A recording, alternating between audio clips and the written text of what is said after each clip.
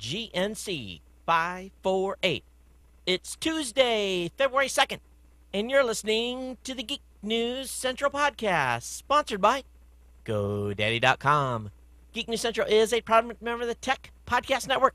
If it's tech, it's here. Hey, everyone, got a great show for you back in Honolulu. Great to be back in the studio. And yes, it's Groundhog Day. It doesn't feel like Groundhog Day. Lots to share with you. You know what comes next. Strap in. Here it comes.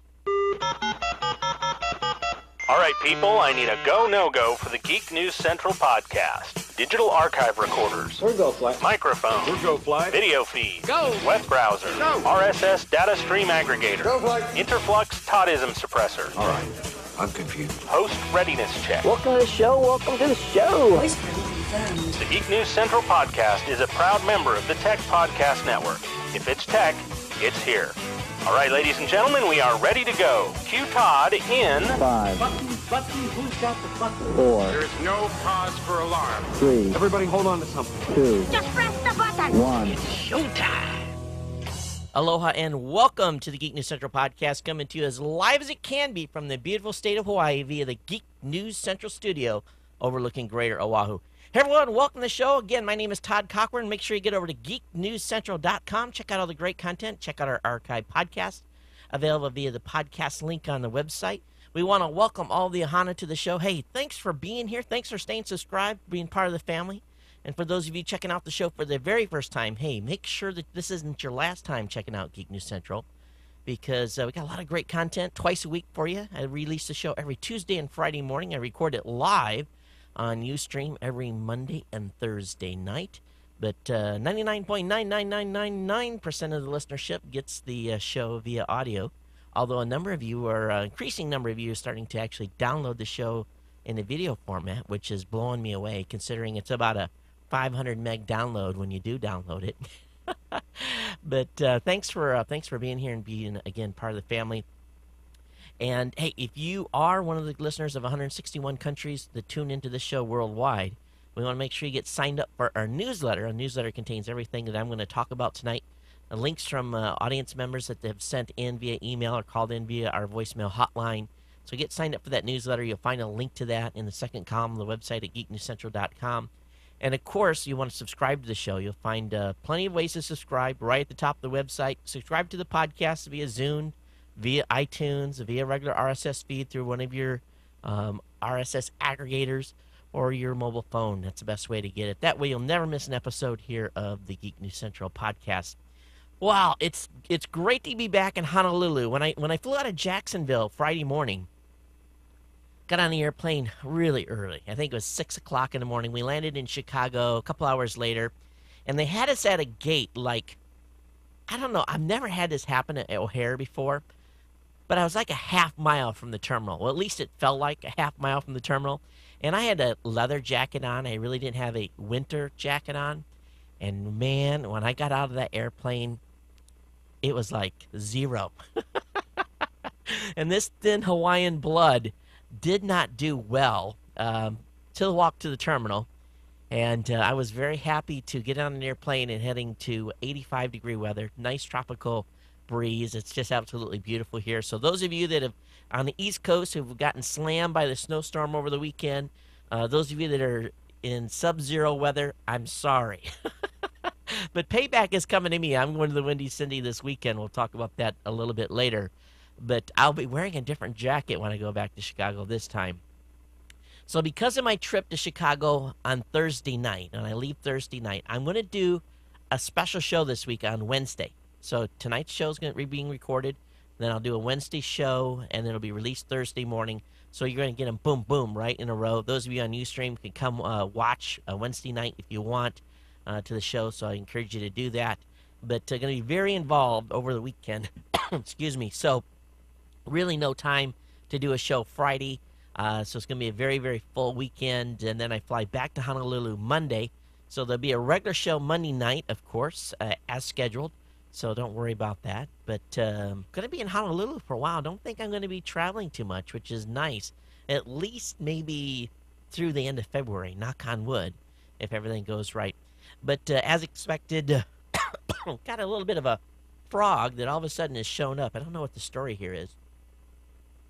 But arrived home, and of course my lovely wife had a nice honey-do list for me after I'd been gone for a couple of weeks, and took care of that stuff for her. One of them was cleaning my koi pond, which had turned out to be getting pretty nasty. So I got that done, and along with some yard work as well. But she basically said, okay, honey, you've been gone to CES. You've been on the road doing this consulting gig. You're going to get home for a few weeks. It's a new, basically we're already into February, but I've got you scheduled for a physical. So I get to go see the doc when I get back and get a full test. She's got me scheduled to have everything done from top to bottom, blood and everything else that goes along with a physical when you're at my age. And so we'll go and get to check out and see how good my cholesterol really is. I've notoriously had great cholesterol tests, to the dismay of my doctors, because they always say, oh, you can lose some weight. And I'm like, hey, my cholesterol is great. I know. I won't go into that. But so anyway, I'll get back and get a full physical, and I'll let you know how that goes. My accountant is driving me crazy. I've got to get paperwork to him. So even though tomorrow night is the new season premiere of Lost, which my family is now fully enthralled on, and it's all the kids have been talking about since I've been home, I'll probably have to take 2 hours out, probably work and do tax stuff at the same time, so I can get the tax information over to the accountant. He wants to get everything done, and then I'll face the piper when it comes to if I paid enough in taxes this year, or if I'm going to have to write a check, which all of us will be facing that soon. But my business stuff has to be done, and then the personal stuff will follow right there, very close behind. Got a couple things outstanding, and still I got a bunch of emails for people wanting me blogging on Geek News Central. I'll have that in work. I have the copy editor position that I still have to fill, just have not had time to get that done, so I apologize about that, but it's just been crazy here. I spent really the remainder of the weekend pushing the rest of the videos, and Jeffrey from Geekazine went and got those all online for us. So we've got everything except for the last 11. The last 11 are up. They haven't been turned on yet. Those are our special segments that we had at NBC Universal. We'll push those up last. But I pushed like 20 videos or so to the website over the weekend.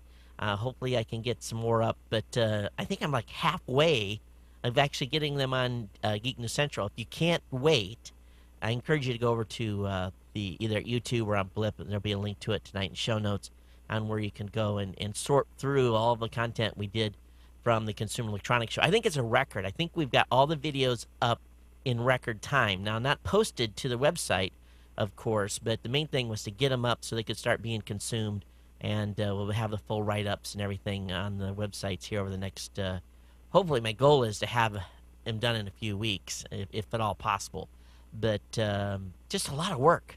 Feels like I've been doing nothing but video work since I got back from Vegas and out in, working in the hotel. There's never anything super productive about that. And but anyway, that's kind of what's been happening here on my side over the weekend. And the video, at least all the videos from the show are up.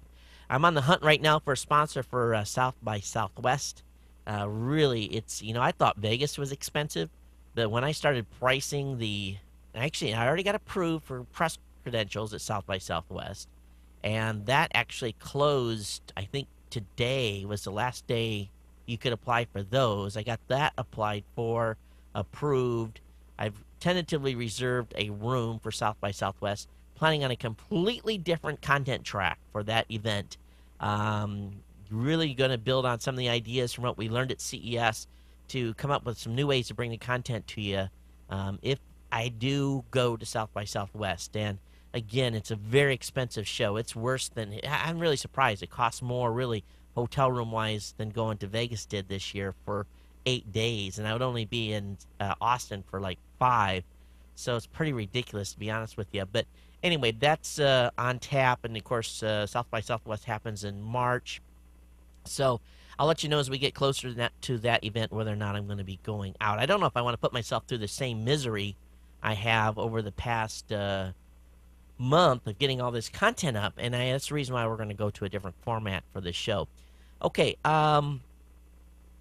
As always, it's the first day of a new month. I want to give a big, huge thank you to our sponsors, both GoDaddy and also GoToMeeting for being here. Of course, GoToAssist was our exclusive sponsor during the Consumer Electronics Show. Really, all three of those sponsors have stepped up in a big way and really helped me keep the lights on. I had also told you all that I would be reporting each month how it's going on my salary replacement plan. You guys know that we're basically now I'm taking donations in order to replace what money I'm paying myself through the advertisers of this show, and actually turning that into money that I can actually turn into a new assistant or someone here in Honolulu that can help me on a full-time basis. I think we're about 1%. That's where we're at. It's going a little slower than I thought it would. And definitely, I thought it would be a little bit faster, but I do want to thank all of you that have. I actually had a couple more came in today. I want to thank those of you that are actually signed up for that. And if you want information on that, it's in the second column of the website. And we're still sticking to the 1% a year of gross revenues for prizes given away. So this iPad giveaway is a pretty big giveaway. It really, really is for the amount of money that we're spending on it. So again, we'll have this iPad giveaway that'll go down on the 10th, I believe. I set the date of February 10th. And all you really have to do is Twitter that I'm giving away an iPad. Put in the hashtag GNC iPad. Follow me. And just let folks know if they come over here to Geek News Central. I have posted it up on Twitter 2 or 3 times. Hey, just give everyone an update on Shoko's dad. Yeah, we're in a kind of a wait-and-see mode with him right now. And I had gotten several emails, people asking me how he was doing. And it's just one of those situations that is not getting much better, to be honest with you. And I don't think there's anything imminent, but you never know in these types of situations. So keep you advised on that. Definitely you guys will be one of the first to know, because if something does happen, we will be leaving for Japan immediately, which will mean the show will get interrupted a little bit. But anyway, we'll keep you advised on that. One thing I don't do very often is thank my family, and I'm already into a little bit of time here on the show. We're going to get into tech in a second. But, you know, my wife and kids, they sacrifice a lot for letting me do this show twice a week in the evenings. It's a privilege to do it for you, but it's also a sacrifice by them. And we are at show number 548, so that means at least 548 evenings Dad has not been available, or husband has not been available to do things around the house, as I'm putting on the show for that over the past 5 years. And so I appreciate their support, continued support of me doing the show, and basically my wife running herd on the kids and everything else when we do the show. So let me see here. What else have I got on my list? Let me look down here. Again, special show on Wednesday, off to Chicago on Thursday night. No meetups. This is a weekend where I lock myself in the hotel suite with my crew, and we basically plan out what's going to happen over the next 6 months. Talk about that. Talked about that. Got a couple things to talk about Paul Culligan on an article he wrote on the ADM results a little later in the show. We'll come back to that later. I've got a couple of side notes here. As you guys all know, I go through a little ritual. Those of you on Ustream probably see it. If I turn the stream on early enough, I basically get kind of ready here in the office, get everything set up, most of the stuff dialed in, and then I blast out for about 15 minutes. And what I do secretly is I go take a shower and brush my teeth, and then it kind of refreshes me a little bit, and I come in here and do the show. And I had someone ask me the other day, where do you go for like those 15 minutes when you blast out? And I said, well, it's part of my ritual. Well, the ritual is just going to go take a shower. So that's where the secret lies, all right? All right, let's take care of the little business here and get into the content. Hey, I was hunting around over on GoDaddy the other night, just looking at some of their product offerings, and they've got just a huge number of new offerings over there. And I've been especially interested in a new product they have out called grid hosting. And what blew me away about the grid hosting as I was reading more about the product was the price. The price is ridiculously low.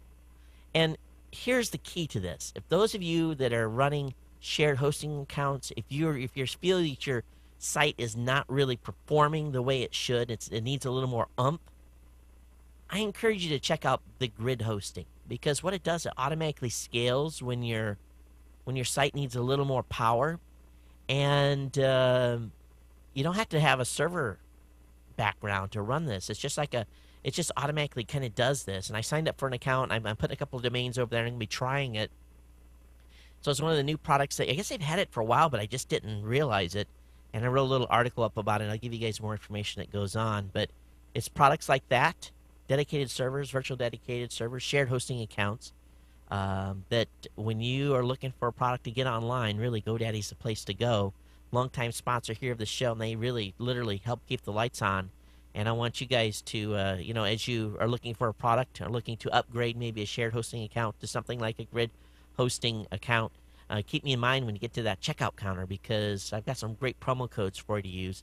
That TODD code, Todd, will save you 10% on non-domain orders. Geek5 will save you 15% on orders $20 or more. Todd20 will save you 20% on a 1-year shared hosting account. Actually, I was testing that code this weekend, and that one wasn't working. So all my other codes, and I actually sent an email off to the folks at GoDaddy, they're going to get that fixed. But all my other codes that you'll find on my code page, available via a link on the main website, will save you a large amount of money. And we've had literally thousands of listeners save multiple tens of thousands of dollars by using the codes that I have up there. And thanks for your continued support and sharing those codes with your friends, family members, and people that you know. And again, check out GoDaddy.com. All right, as well, GoToMeeting. Man, I could not live without this product. I'm starting to get emails from all of you talking about your utilization of it as well. We actually got an email from one of the listeners of the show that purchased a corporate GoToMeeting account. And I don't want to say which company he's with, but he was dissatisfied with the product that they were using from a competitor. And after seeing one of our demos, he said, man, you guys' stuff just works. And I keep saying that's a phrase I like to use, but it's true. It just works. So definitely check out GoToMeeting. Face-to-face business meetings with clients and colleagues is going to be important, but business travel is a hassle and often a complete waste of money. What you can do more and travel less with GoToMeeting with just a click. Host sales presentations, training sessions, or product demos right from your desk. Just $49 a month for unlimited online meetings. Host 5 meetings or 5,000 for one low flat rate. Plus voice over IP and phone conferencing is included. Try GoToMeeting free for 30 days, but you must visit gotomeeting.com/techpodcast. That's gotomeeting.com /techpodcast for a free 30-day demo. Hey, got a little bit of a, just developed a little bit of a hum. I don't know where that's coming from. You guys on Ustream hear that hum? It's not very noticeable. It doesn't look like it's going down on the recording, but it's bzzz, I hear it there. And it just popped up. I don't know where that's coming from. Odd. Okay, anyway, enough of me rambling away. Really, I went long on that. I'm sorry. Let me go ahead and get into the regular content here tonight. And I'm going to set this thing up so I can switch between. Okay, we're ready there. Okay, which one do I want? All right. Hey, Chrome. Man, oh, man. We're going to talk a little bit about Chrome later, but there's lots of stuff going on. And, boy, the folks at Firefox better just get busy. I'm telling you. They really, really should. But big news, and we talked about a little bit on the last show, spacetoday.net, the NASA budget proposal, it goes beyond what we had talked about on the last show. Essentially, the president has come out and said, hey, you're not going to the moon. You're going to do something else. You're going to stay in low orbit, and you're going to work towards low orbit. So we just spent about $9 billion. That's $9 billion with a B. I got to check this. Hang on.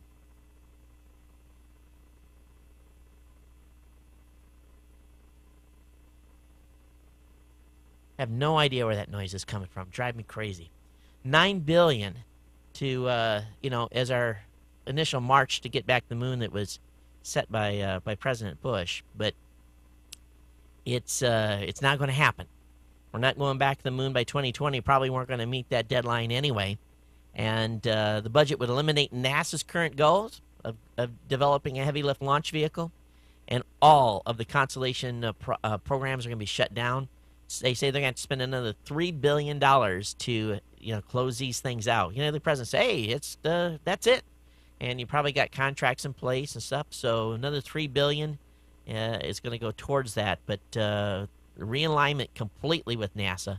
So it's going to be interesting to see how NASA really reinvents itself here over the coming months. Hey, those of you that have a 27-inch iMac, I'm sure what you were met with was a screen that probably looks a little bit like the one I'm just putting up on Ustream. Software update, 27-inch iMac display update, 68 kilobytes.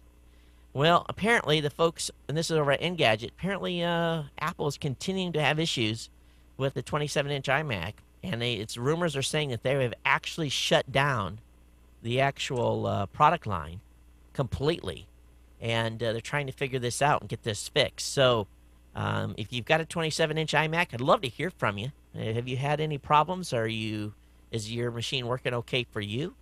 I guess, I haven't heard anybody from the show talk about this, but if you're still plagued by the annoying screen flicker, hopefully this update will have fixed it.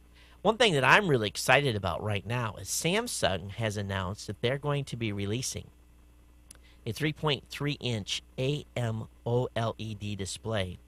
And what's cool about this is, for those of you that have not had the opportunity to actually see a OLED display before, I think when you see these AMOLED, which is not much different, you're just going to be blown away by the crispness of the screen, and they're actually putting a capacitive touch element, or a capacitive touch film in between the final layer of glass. So it's going to have this, it's just going to be an amazing look from what everyone's saying. And while I love LCD screens, I'm going to tell you, if I could afford to have OLED monitors here in the studio, man, I would have them in a New York minute. I really, really would. But Samsung's going to introduce this, and we'll be excited to see what this phone is going to entail and what actually operating system it's going to run on. But I think when you see these screens in the marketplace, I think you're going to be blown away. All right, when we're at CES, man, the thing that everyone gives us now is flash drives. And every company that wants you to make sure you walk away with their press kit, all their imagery, everything, they give you a flash drive. And I don't think this year we got as many as we did the year before. And usually, for me, they go in a bucket, because all I really carry personally is I carry one 8-gig mini USB stick and another 4 gig. And that's basically all I need for a flash memory. And so I don't use the ones that they give us. But it's being reported that China is using freebie flash drives to spy on British citizens and British companies.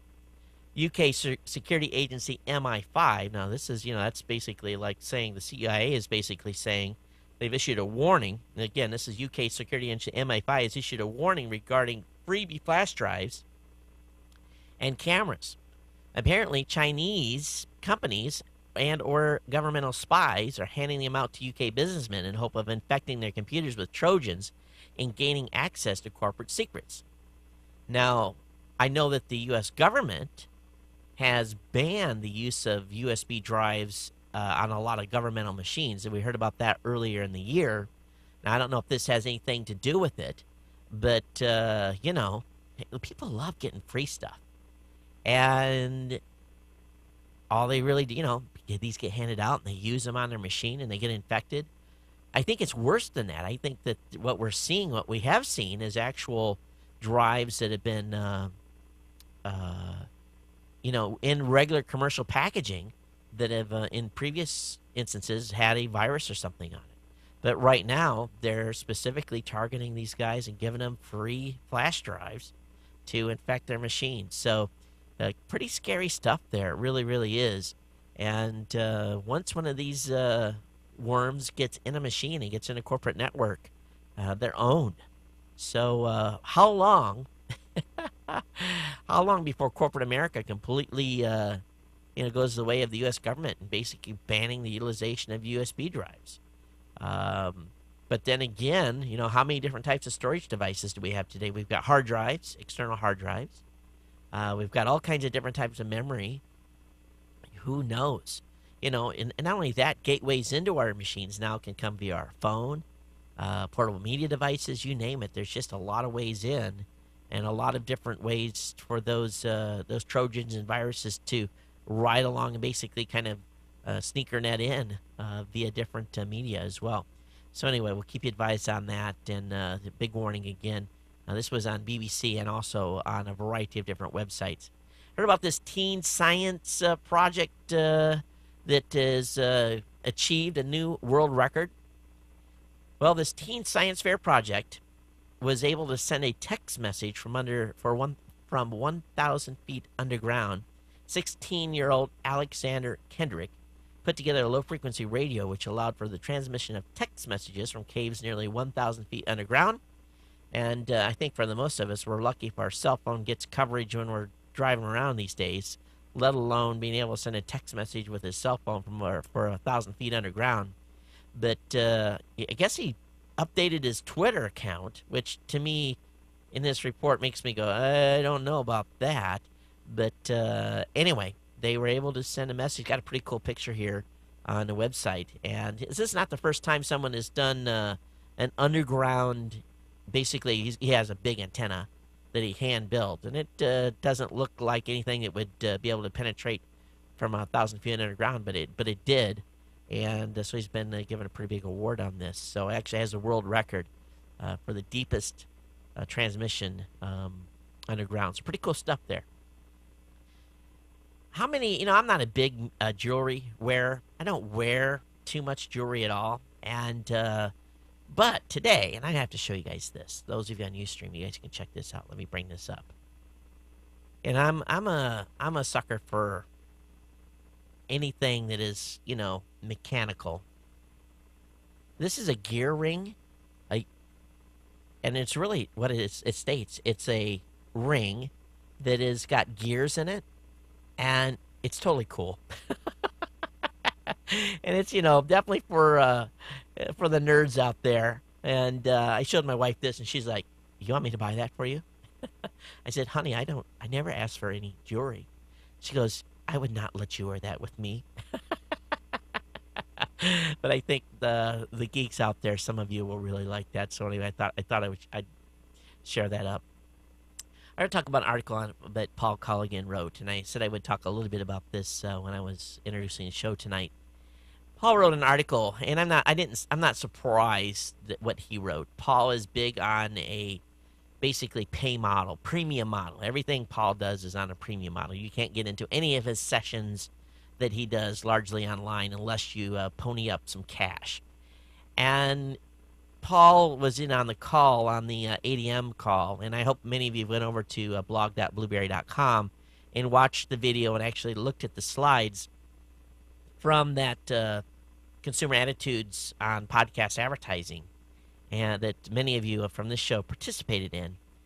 And Paul basically says that he thinks we're selling ourselves short, way short, in that, what was basically revealed in this survey was that many of you, the only way advertisers are reaching you are through this medium, because you have quit watching mainstream media television. You spend much time online. You're a segmented population. That's what a lot of the survey information pointed out, and that advertisers should come here to reach you versus not being able to reach you in other methods. Now, I don't know, how tightly you are behind a veil. I still watch a variety of different media, but Paul thinks we're selling ourselves short. And I heard him say during the event that he would rather have 100 paying listeners than having 100,000 that just basically were supported by advertising. And as we've talked about in this show, I basically take advertising. You guys know that. I've been taking it for a long time. And, I looked at I basically did some math and said, okay, what would it take? How many listeners would have to contribute X amount of, how much money would 100 listeners have to contribute for me to completely stop taking advertising dollars? And that number was significant. And I got to thinking about, okay, can I bring 100 listeners enough value for that contribution. And personally, I think the value of the show is pretty good, but I don't think many of you would be willing to pay the number that I would have to associate with what Paul's goals are. Now, Paul does a bunch of just short sessions. Every month or two, he has a session, and you pay to get in a session. And then once you're done, it's basically that's it. It's a one-time deal, and you may get some extra stuff afterwards. But for serialized shows like this, I'd rather reach 150,000 of you, which we're doing, or close to that. And sure, I'd love to have each person pay a couple bucks. That would be great, but in reality, that will never happen. But in all honesty, I like Paul's idea. I think it's novel. But at the same time, we are all intrinsically not really programmed to pay for stuff online. And this ties into today a number of articles that I've been seeing about how finally many startups are waking up to the fact that they can't give everything away.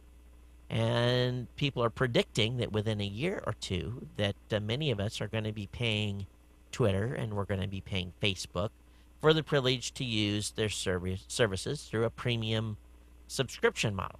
And I don't know how much truth there is in that, if that's actually going to go that place. But that's one of the things that I said from the very beginning when we started Raw Voice was that, hey, for our services that we're going to offer at a price that is smart and will allow us to make money and not be completely reliant on advertising. Now, our model is a little different. We do advertising brokerage for podcasters, and that's how Raw Voice earns an amount of its income, along with the IP services we have and hosting and stats and so forth. So, again, as an individual content creator, though, I'm really excited by the results of the survey data. And I think if you go through and read that, many of you will say, yeah, that's me.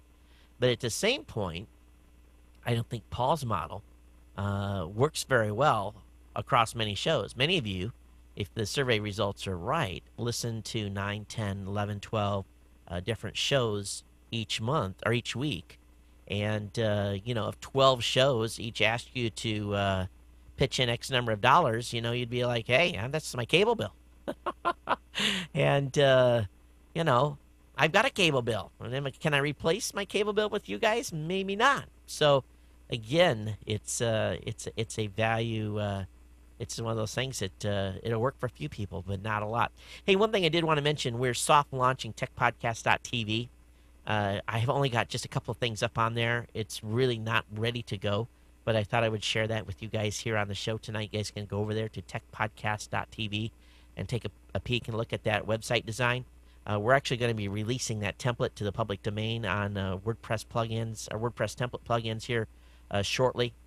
You do have to use the PowerPress plugin to use it, but it's a pretty cool template, and really it was basically we took a lot of the templates out there and we looked at them all, and we basically combined all the good things we liked about each one and made our own template and really made it for new media creators. So if you are doing a lot of video online, you'll be excited to know that we're going to release that template for you, and you'll be able to get access to it and make it your own. Put your own colors in it, logos, and so forth. But just check it out, techpodcast.tv, up online now. Only 2 videos there. I'll get some more stuff up throughout the week. Now, over on New York Times, Google's planning for a business app store. And I was kind of like, business apps? Store? I didn't know they had business apps. Google, I guess, already offers what it calls a solution marketplace. And I really wasn't aware of this site at all, but this new Google store is going to be a place where people that are using Google apps can add on to the services that they provide through a variety of different solutions by third-party vendors. So if you're using Google apps like I am on a multiple of domains, you'll definitely want to check out what they're going to be releasing here. But it's going to be called a solution marketplace, and a variety of add-on tools and so forth and support services. So I'm pretty excited to see this come out and see what they have to offer. and we'll keep you advised on when that's punched up. Now, I'm sure we don't want to hear about any more iPad news, but the rumor on the street is Apple has another tablet in the works, more like a Mac than an iPhone.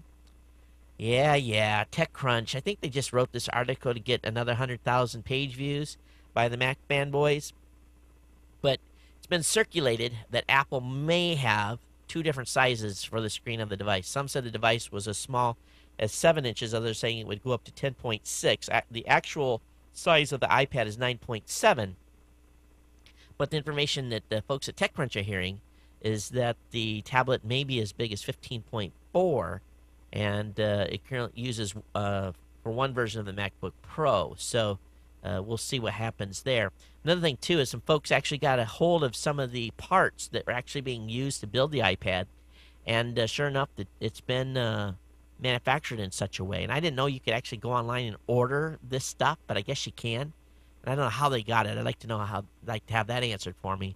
But apparently, it's got a place for a camera. So I think we all were fully expecting one. Probably that will be in version 2 when it comes out. As you guys know, I'm using Chrome right now for the show. And, of course, the extensions for Chrome were announced a couple weeks ago, and everyone was pretty excited about that.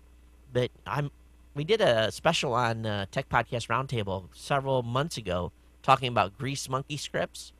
And Google Chrome 4 now natively supports Grease Monkey user scripts.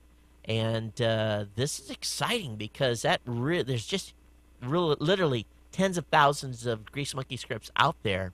And some of them may not work, as this article is implying. Maybe 15 to 25% will not work, but at least you can try them. And I'll have a link up to this in the show notes. You guys can check it out. But pretty exciting stuff for Chrome, for those of you that are using it. Got an article here. I guess I just linked to this, and I won't go into it anymore. It's basically talking a little bit about what I talked about a few minutes ago, about subscription models and why people think Facebook and Twitter and so forth will be charging at least something for premium services in the near future. So, and how startups now are realizing that, hey, advertising is not going to work. It's largely because Google so dominates the cost per click advertising model. When you guys see Google ads on the side of different websites, and you click on that the vendor gets charged, whatever they bid to have that displayed there, and they don't get paid. Google doesn't get paid unless you click, and then neither does the website owner. So anyway, this is a pretty good article. I'll have it linked up there. You guys can go through. And this is from 500hats.typepad.com. And this is by Dave McClure. He has pretty good write-ups from time to time. I like reading his blog. Hey, big news on the Windows Mobile 7 front. And actually, the one thing that really piqued my interest here today was not necessarily Windows Mobile 7, but Windows Mobile 7 with Zune supposed to have the NVIDIA Tegra chip in it. I saw some tablets being run on NVIDIA Tegra, and we've actually got a video from CES. It was smoking. I mean, it was fast, and very vivid, very good response, high performance on videos. If they do this, and they do this right, the experience will be pretty powerful from a performance standard. So we'll be keeping an eye on what Windows Mobile 7 comes out with. Another article from Gizmodo. Seems like Gizmodo had the jackpot today as far as content went. Let's talk a little bit about HTML5. And I've been running some experiments with HTML5, and we all know the iPad does not have flash support. A lot of people are complaining. We all know that our iPhones, which actually mine's on the charger behind me, does not have flash support. Now, Chrome, Safari, and a few other browsers are starting to implement HTML5. And I'm pretty excited on where, as a content creator, where we're going with HTML5. I'm not real happy with what Firefox is basically. They're trying to push us into the... Firefox does not want to I think, support the H.264 format. I think they're not going to have any choice. There is some licensing issues, I think to the tune of like about $5 million for a build running that's able to play the H.264 format. Now, it becomes a bigger problem with Linux builds because each build of Linux, Firefox, is a unique build, so there may be some challenges there. But Adobe is, they've come out swinging, basically saying, hey, look at how such a terrible experience it is that, you can't view Flash videos on your iPhone or on your iPad. Well, play around with a site that's got HTML5 on your iPhone. You just might be surprised of the experience. And if my understanding is correct, there is either a chipset or code that really, on a mobile device, improves the video quality on H.264 streams in HTML5 by the rendering engine.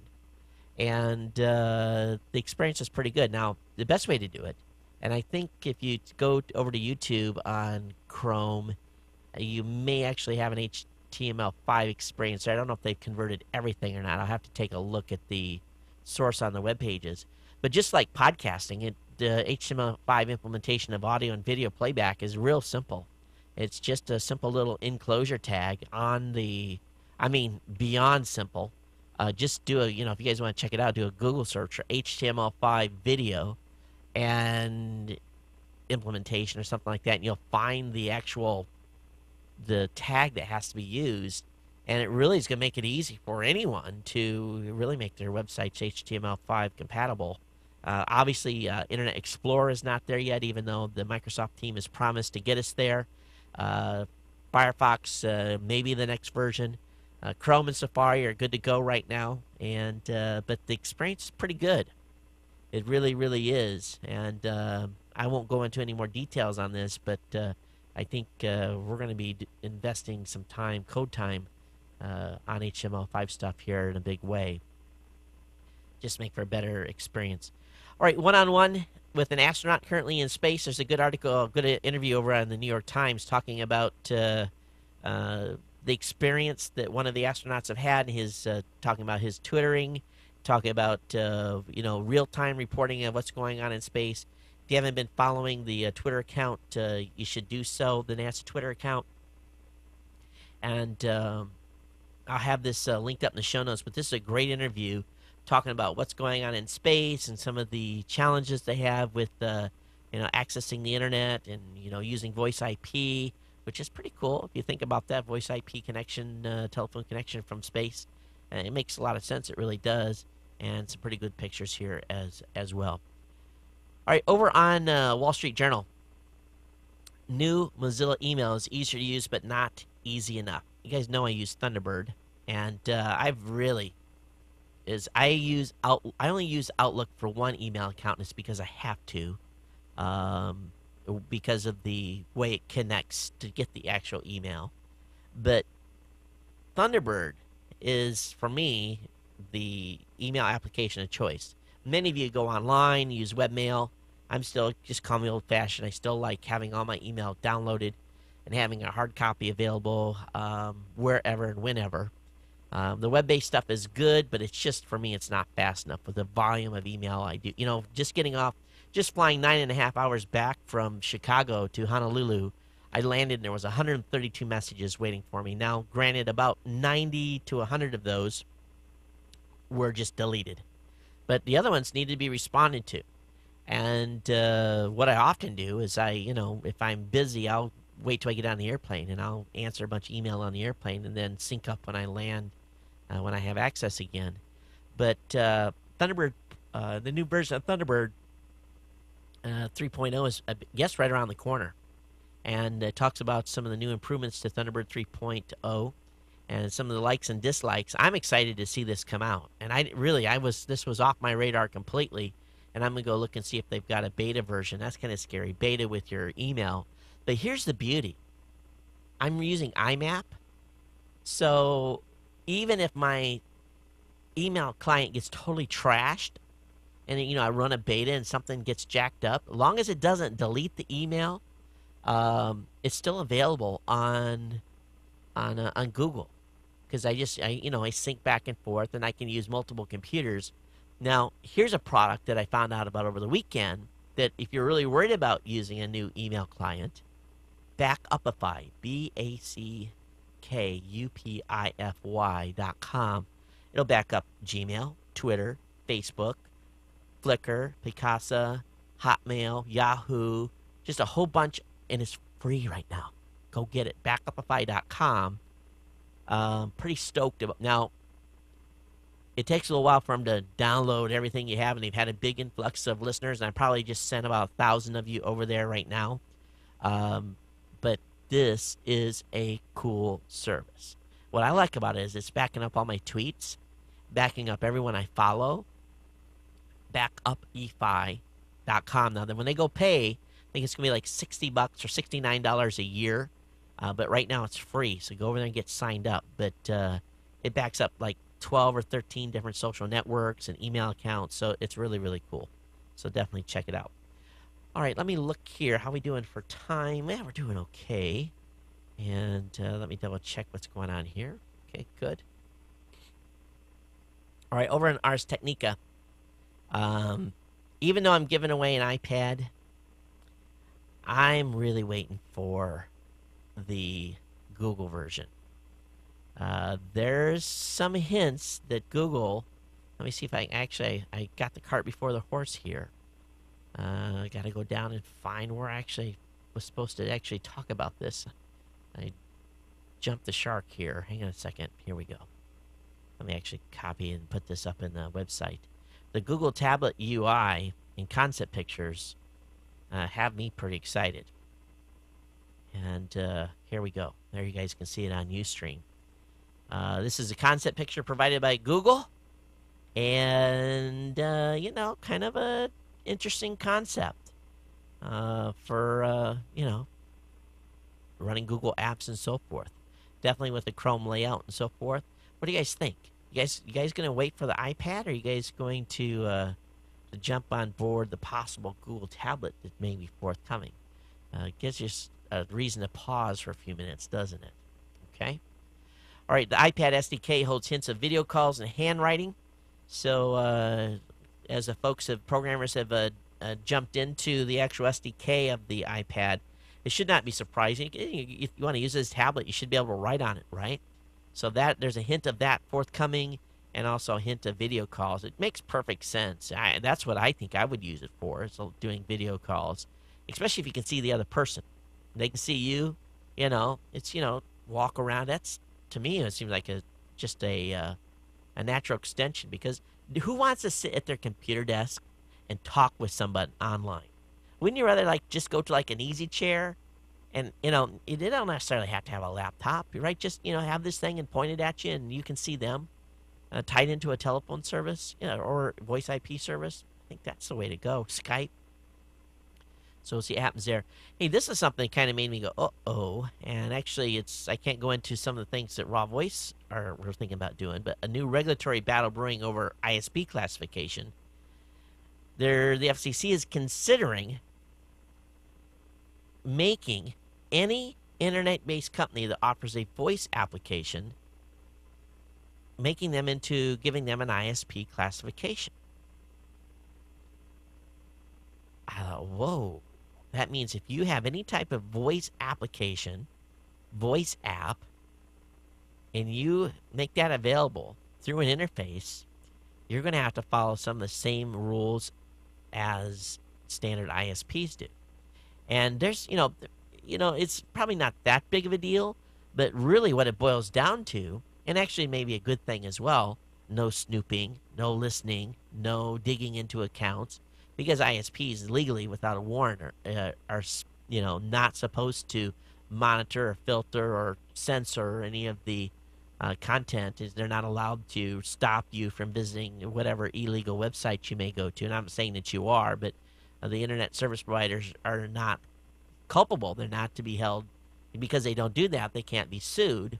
So it is interesting, and them considering making anyone that creates a voice application, any company, to give them an ISP classification, which really adds. Here's the rule. It shall be unlawful for any common carrier to make any unjust or unreasonable discrimination in charges, practices, classification, regulations, facilities, or services for or in connection with like communication service, directly or indirectly, by any means or device, or to make or give any undue, unreasonable preference or advantage to any particular person. So now we're talking about net neutrality rules.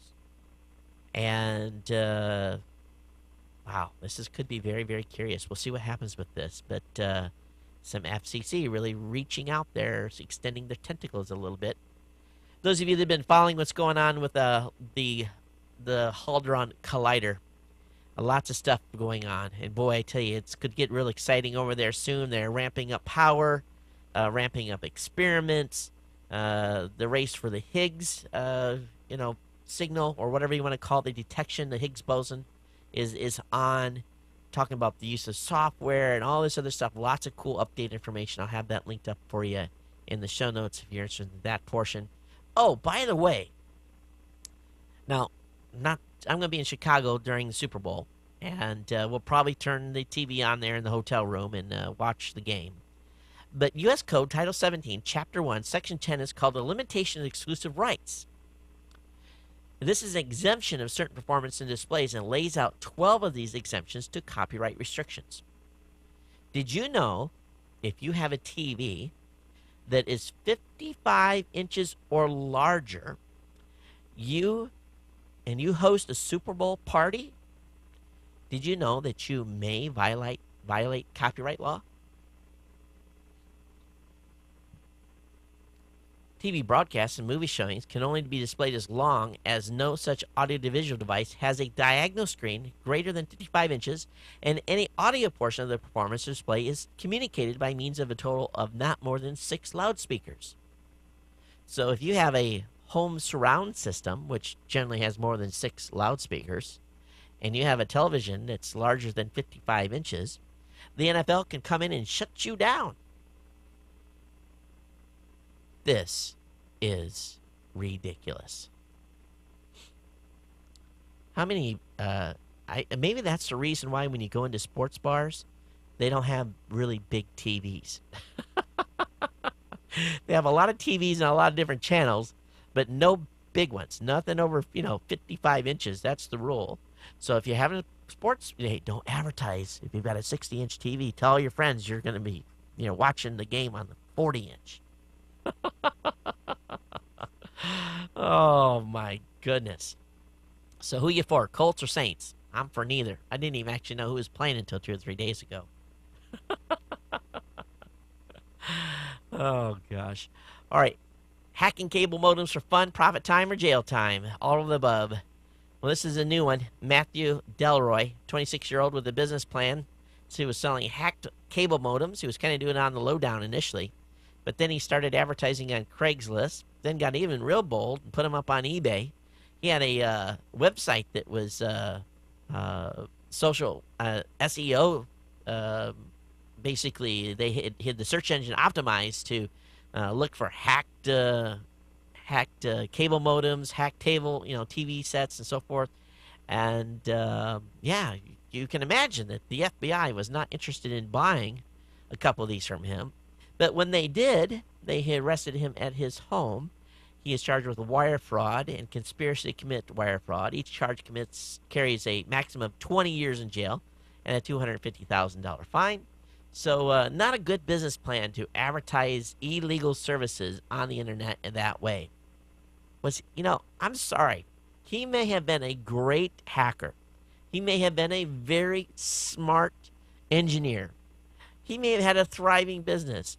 But, if you're going to have a business like that, let's be honest, that's like something you sell in the back of your car. You don't advertise that. This kid is going to the big house for a while.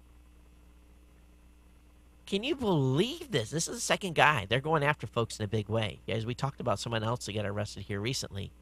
But, he's advertising on eBay. Dumber and dumber.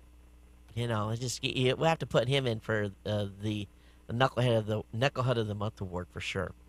All right, those of you that are using Internet Explorer 6, please, if you are, come on, upgrade. Google is going to send Internet Explorer 6 users packing come March. So if you're using any Google apps, Google Docs, you go into those sites after March 1st, and you're using IE6, basically they're going to send you to a page upgrade. Now, I think you'll still be able to use Gmail, but if you're not on IE6 already, please upgrade. Come on. All right, we talked about the WikiLeaks website, wikileaks.com. Apparently, this site costs a lot of money to run. It says its running costs, including staff payments, are $600,000 a year, but so far this year they've only raised $130,000. We're only in January, right? They've raised $130,000, but yet they can't stay online. Temporary shutdown, and they're begging for donations. How much does it cost? $600,000. What is someone getting? $550,000 in salary, and they have $50,000 in server cost? I'm sorry. It does. We've got, how many servers do we have in our server bill? I just don't get that. I really don't. Sounds to me like is that big of a site to require that much money to run the website? Seems awful high to me.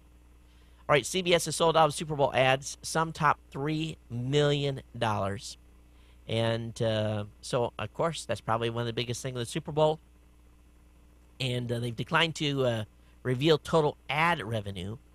But considering the number of, the number of ads, I think GoDaddy's going to have an ad again this year. Actually, I think they sent me a link to that. I should have that. I should post that up online. Or maybe they're just doing their own thing. I don't know. But anyway, I'll have to go back to the email and look at that. But, yep, $3 million for a, 30-second spot? Jeez. Hey, come advertise on some podcasts. I can sell you a lot of podcast advertising for $3 million. Oh, but I don't think we can reach $100 million. That would be tough. All right, using Windows 7 release candidate? Hey, pay up or be prepared to be shut down. The Windows 7 release candidate is going to expire here shortly. So I guess June 1st is the date. You're starting to get warnings probably already. Or if you don't, you're going to get them in the next few days. And it's actually going to start giving you notice every few hours. And then the machine's going to start periodically shutting down beginning on March 1st. So you're just using your machine, all of a sudden it just shuts down. So as of March 1st, PCs running Windows 7 RC will automatically shut down every 2 hours. And those shutdowns will come without warning.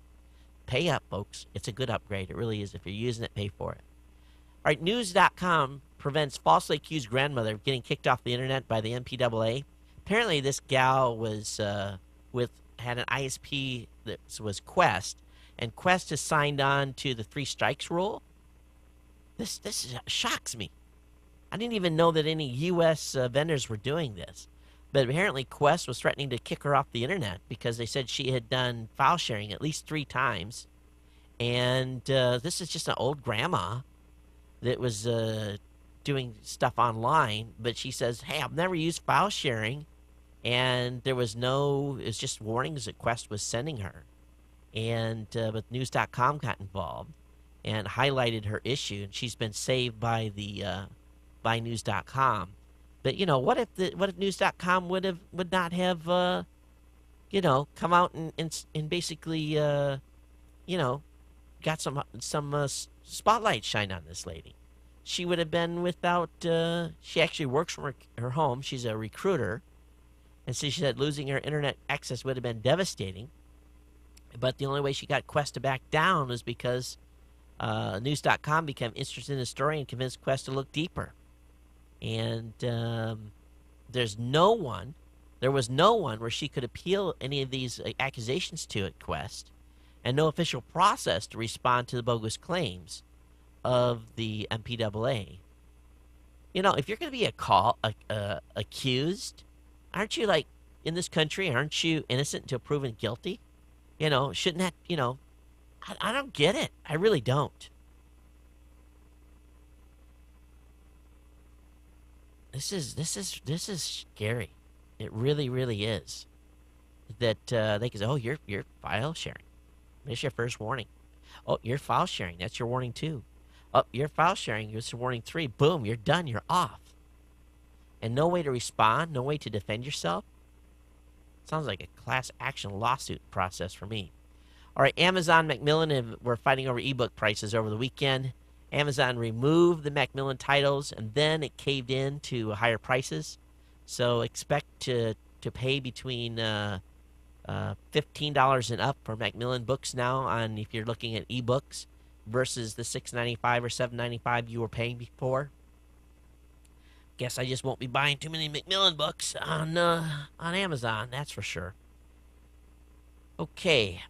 Hey, iPad for Verizon is happening. Verizon source says, so that might be good news for many of you. It says Apple's working with Verizon on a version of the iPad tablet, despite Apple only announcing AT&T.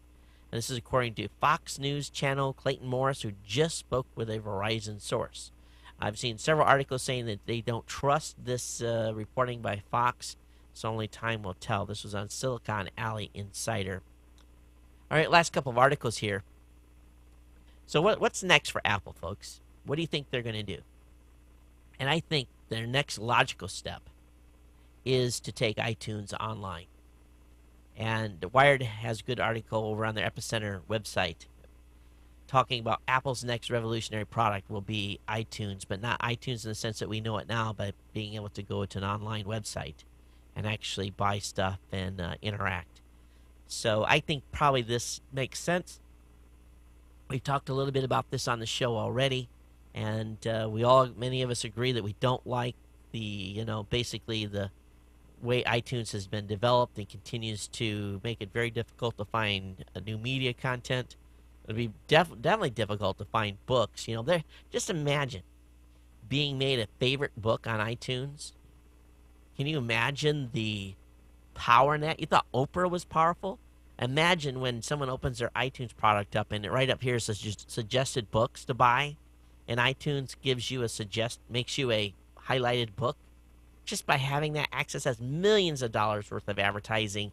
Boom, and you're going to sell thousands of books. It can be a lot of competition on that page and a lot of pressure by Apple to be a little bit transparent as well.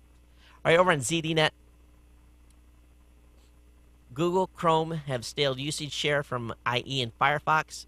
Windows 7 now has broke the 10% barrier. Chrome is right now at 5.2%, up from 4.64% usage in December of 2009.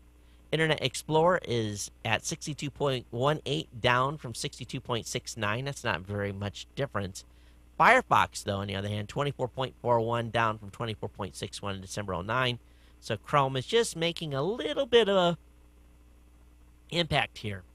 And a lot of people are upgrading, of course, to IE 8 and all the other different browser varieties out there. So keep seeing how this changes. Last article of the night is from the New York Times. It's an article about hacking for fun and profit in China. It's about talking about folks that are running botnets, people that are actually going out and hacking into people's bank accounts from information they're stealing from those for putting viruses on your machines. And it's the insight to a hacker and what he's doing. Pretty scary stuff, really, and makes you just really nervous about being online today and some of the stuff that's out there, not only as a PC user but as a Mac user as well. It's getting pretty nuts in that space. Anyway, I'll have a link to all these articles tonight in the show notes. That'll be on the website, also on in the newsletter. So if you're not signed up for the newsletter, please do so. And I've actually, tonight I forgot to tell you guys, geeknews@gmail.com. Geeknews@gmail.com. Voicemail hotline is +1 619 342 7365. Got some voicemails for you. Let me go ahead and bounce right into those right away. So here comes our first voicemail of the night. Hi, Todd. This is Richard calling from Columbus, Georgia. Just have a few comments regarding show number 547. As far as the iPad processor, the A4, it's actually an ARM Cortex A9 processor, not anything to do with NVIDIA at all. Oh. We have some custom design work done by Apple. The thinking is it's by their acquisition of PA Semiconductor that they bought Todd earlier, but it is an ARM processor, not anything to do with NVIDIA. My mistake. As far as what the iPad can or can't do, Apple, it does what it does. To quote what you say, it is what it is. It's just like me complaining that you don't talk about sports cars or women's issues on your podcast. It is what it is. If I want that, I go somewhere else. If the iPad doesn't suit your needs and it's not what you want, get something else. Nobody made any promises. Everybody's getting upset because all the rumors hyped up everything that everybody thought it would be, and that's not what it was, and that's not what Apple ever said it was. It is what it is. Thanks. Hey, thanks for that. Thanks for correcting me. I don't know where I got on the NVIDIA kick. I thought I had read that someplace. So my bust. Thanks for squaring me away. Here's the second, and thanks for calling. And I don't think I've heard from you before, so thanks for being part of the Ohana, really. All right, here's the next voicemail. Hey, Todd. Oh. This is Richard calling again. Hey, Richard. Another comment on show 547. As far as Apple or Google forcing you into their way, nobody's forcing you into anything. It's a choice you make on your own. You don't have to make that choice. They're just offering you services or devices. You choose how you choose. Nobody's forcing you to do anything. Thanks. Hey, you're welcome, and thanks for the ongoing comments. All right, here comes the next voicemail. Hello, Todd. This is Clint calling from Houston, Texas. Hey, Clint.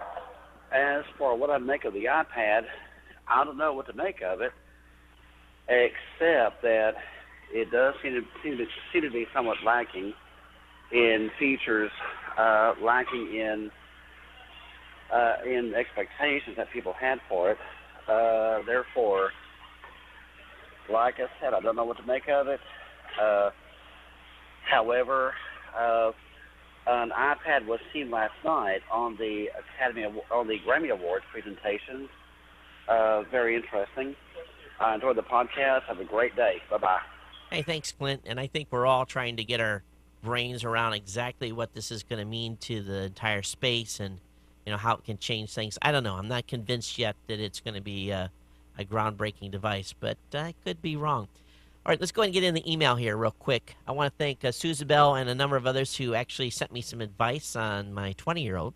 I appreciate that. A lot of good information here. I actually got one of the emails I got was from the lady listeners of the show, actually relaying to me her experiences of some decisions she made and some great insights here, some good stuff that I hadn't really thought about. And thanks to Suzabel and the others that have actually sent emails in on that. Hey, go ahead to a couple of links. Joe Fusco sent in a link to his app Future of Mobile, and he's got a link to that. I'll have that up in the show notes. We got an email here from Marvin. He said, hey, Todd, it's Marvin, the blind guy who made you the other day. Well, wondering, do you know if Google Chrome, which is basically another operating system from what I can gather, is it accessible to screen readers like JAWS? And, I don't know, Marvin, if it is or not, but being Google, I think they're pretty careful about having accessible content and accessible software. So I would think that they would. He goes on to say, P.S. How accessible is blogging software for blind people using the web? Which ones are accessible? Maybe which ones would be handy if you had a show about blind people using assistive technology? So he gives me some links here.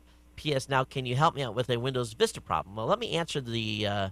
I know a lot of blind people use WordPress.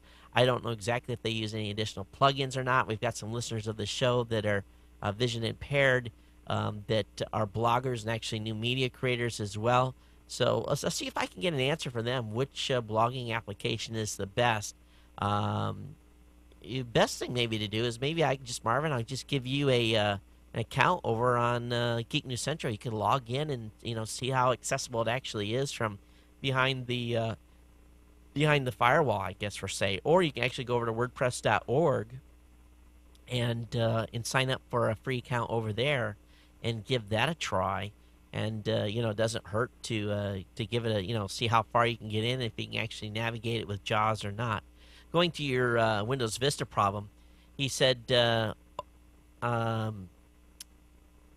over the weekend he had to wait for a new power pack from Toshiba. The one I was using from Belkin, is a heap of junk. It kept breaking, so I got a refund. So it was not the battery, it was the power pack. So I got back online today. So here's a quick version of my story. An Aperture programmer doing a Star Trek application using Visual Web Developer and SQL Server Management Studio Express 2008. Now, the text limit for a text box is 8,000 characters in SQL, and the episode for the Star Trek Voyager called Flesh and Blood from episode 154 tried to push it beyond that limit, and stupidity took the database file offline and lost its, and he lost his backup. So now I cannot connect to SQL Management Studio. He went and reinstalled SQL Server and Management Studio and Visual Web Developer Express. Now he says he cannot connect to the database engine, so he's really stuck. He tried to do a system restore, and he clicked on the box that says restore, and more than 5 days, well, the list of dates, I really need to roll it back to January 1st or December 31st. So is there any software to do this, which will restore my Vista Home Premium system back to that date? That's about the only way to get the SQL database working again. Has anyone got any ideas of using JAWS 11 and do not have an external hard disk? Looking to purchase one, but forked over about 115 Australian plus 10% tax we have in Australia, so a bit like VAT. So anyone got any ideas? Marvin, I know it's a little convoluted here, but what Marvin's asking, does anyone have any ideas if on Windows Vista, if you can actually go back to around January 1st or December 31st and do a system restore? Will it go back that far? Honestly, I don't know. Maybe someone in the audience will have an idea, or maybe someone will have an idea for SQL Management Studio on, busting the text limit of in the actual database itself, maybe how we can recover that.